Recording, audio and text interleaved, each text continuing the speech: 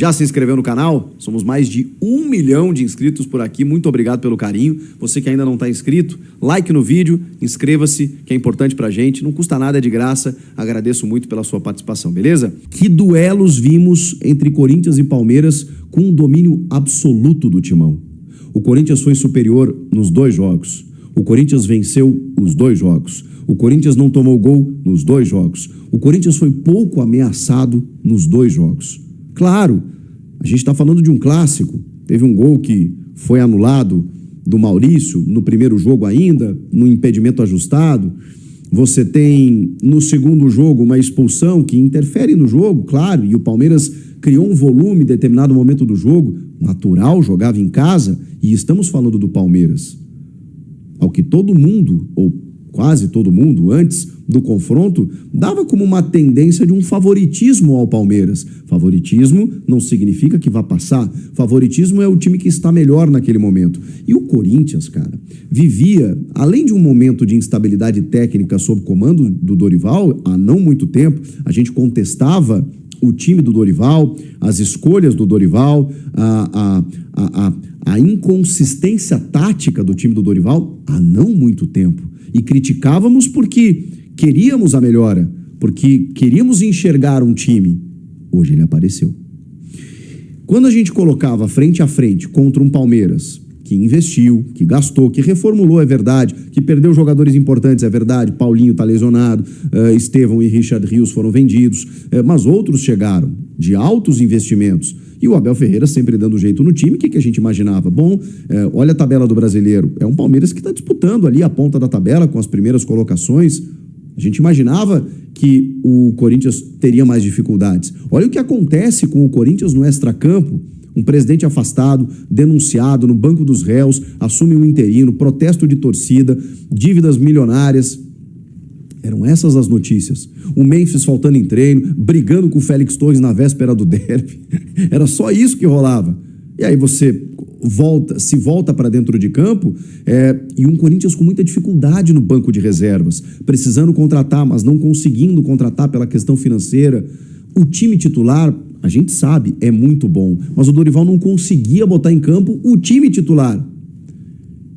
Mas aí chegamos no ponto. Antes do Dorival ter à disposição o seu time titular ideal, o seu trio ofensivo, Garro, Memphis e Yuri, ele foi testando e ajustando o time de trás para frente. Essa solidez defensiva, ela foi sendo mostrada mais recentemente nos últimos jogos, né? Depois da pancada para o São Paulo ali contra Cruzeiro, Botafogo, no primeiro derby. E aí a gente começou a perceber, peraí, tem alguma coisa interessante aqui. Aí fizemos um resgate ali, dos 17 jogos do Dorival, agora 18, né?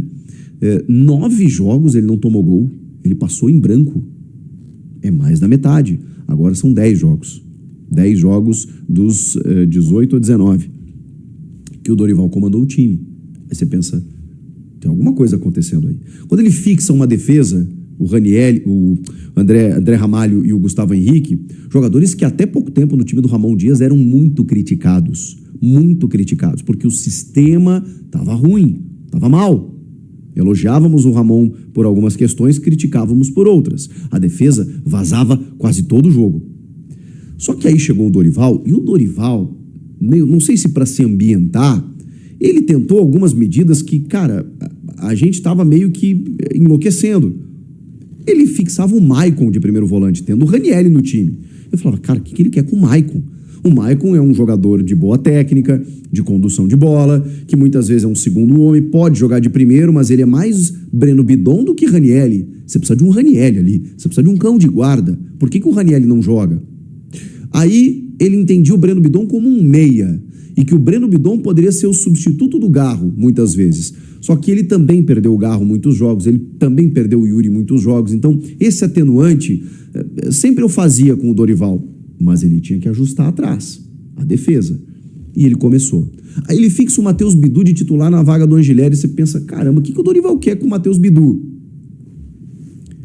Matheus Bidu, talvez, tenha feito o seu maior jogo com esta camisa.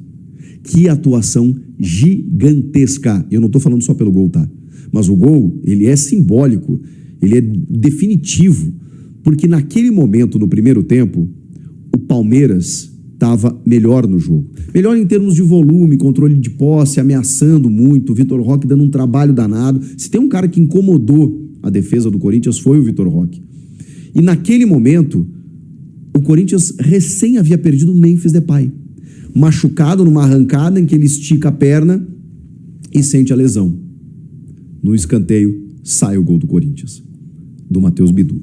E o gol do Matheus Bidu é um gol de rara técnica. O Matheus Bidu, ele domina. Primeiro, ele tá na frente do Everton e não tem falta no lance. O João Martins enlouqueceu, o Abel Ferreira. E não tem como, gente. Se você vê a imagem, não tem nenhuma infração no Matheus Bidu. Ele simplesmente para. E o Everton fica ali e não... Enfim, né? Dá uma vacilada, mas porque, enfim, ele pode estar ali. Ele pode estar ali. O Matheus Bidu pode estar ali. A área é recheada de pessoas, de jogadores. Ele não obstruiu a passagem, ele não fez nenhum movimento para atrapalhar o goleiro. Se ele se atrapalhou, é outro problema. Agora você vai ficar gastando, né? Inicialmente, né? Até batendo aí com o meu colega, o Davi, meu irmão. Cara, não vou falar ainda do salário, mas não é um salário barato não, velho, tá? Não é um salário barato, entendeu? Então assim, cara, se for pra trazer o Vitinho, aposta no Cauê Furquim, velho. Ele é bom, meu irmão. Ele é bom, vai pegando experiência, entendeu? Porque você não precisa gastar 1 milhão, por exemplo, não reserva pro Memphis, 1 milhão. Você já tem um jogador caro que é o Thales, o Romero ganhou 1 milhão, sabe? E eu achei assim, eu refleti muito pra falar sobre o Vitinho, né? Eu acho que vai ser bom, eu acho que vai ser ruim, acho que vai ser bom, acho que vai ser ruim. Mas no final eu acho que não é uma boa ideia. Não é uma boa ideia, sabe? Você rouba espaço, né? Rouba espaço dos jovens. Eu acho que se for para colocar o Vitinho, você tem o Thales Magno. Assim, Thales Magno é horroroso também, né? Vamos falar a verdade. Que enganação de jogador é o Thales Magno. O Thales Magno, ele não tem nada para oferecer. É incrível. Ele não tem um drible. Ele não tem velocidade. O Thales Magno não tem velocidade. Daquele tamanhão, né? Os ombros dele são rápidos, mas as pernas finalizam em cima da defesa, sabe? Assim, estamos lascados, meu irmão. Eu ainda acho que o Vitinho finaliza melhor que o Thales Magno, né? Deve ter algum recurso a mais. Entendeu? Põe o Dieguinho, né? Verdade, quem tá falando do Dieguinho aí. Põe o Dieguinho pra jogar, sabe? Você rouba espaço dos jovens. Enfim, velho. Eu não gosto muito da ideia do Vitinho, não, né? Pensei e repensei muito ao falar sobre o Vitinho, tá? Vocês sabem que eu tenho apoiado e elogiado muitas decisões dessa diretoria, mas o Vitinho, para mim, não é uma contratação. E é estranho que o Fluminense não contratou, hein? Porque o Fluminense adora um jogador nesse perfil, que jogou no Rio de Janeiro, muitos anos no rival, né? Por que o Fluminense não contratou? Será que era muito caro? Será que o Corinthians ainda pagou luvas para um perna de pau jogar aqui? Cara, é complicado, meu irmão. É complicado, sabe? É complicado. Então eu não sou, tá? Eu não sou muito a favor. Eu não sou muito a favor da contratação do Vitinho, mas respeito aqueles que gostam da ideia, porque eu também, né, torço para que dê certo, tá? Torço para que dê certo. E não tem nem como falar que o Samir é chato, o Samir só critica, porque em relação a essa diretoria aí do Osmar Stabile eu só tenho elogiado.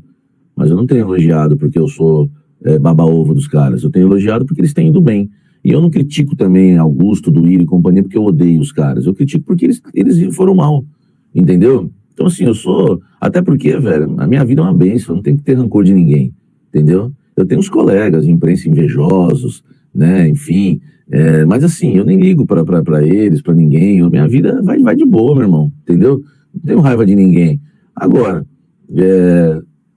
cara, minha análise em relação ao Vitinho, né? Minha análise em relação ao Vitinho é essa, né? É um jogador que é um jogador que não faz sentido. Salve a corintiana. Bom, né, gente? A essa altura aí todo mundo já comemorou, né? Muitos aí nem conseguiram dormir ontem, né? Eu, inclusive, aí, por causa da vitória do Coringão diante do Palmeiras, né? No Allianz Parque aí. Mas é o seguinte, né, gente? Bora agora falar sobre a perspectiva, né? Porque o Brasileirão já volta, né? Aí depois vai ter as quartas de final, enfim. Bom, sobre a Copa do Brasil, o Timão, ele é o favorito junto com o Atlético Mineiro, né? Pelo menos isso aí pelas pesquisas aí que eu fiz e observei, né? De outras pessoas também, né? Os dois são os mais cogitados aí para vencerem a Copa do Brasil, tá? O time do Corinthians, ele é muito bom em Copas, né? Ele tem essa característica aí, porque o time titular é muito forte, né? Então, como tem jogos de ida e de volta, né? O time acaba tendo essa grande vantagem, né? Já no Brasileirão a situação é pior porque o time reserva deixa a desejar, né? Então, deve vir reforços aí, tá? Vitinho tá perto de ser anunciado, inclusive. Então, bora aguardar e ver no que dá.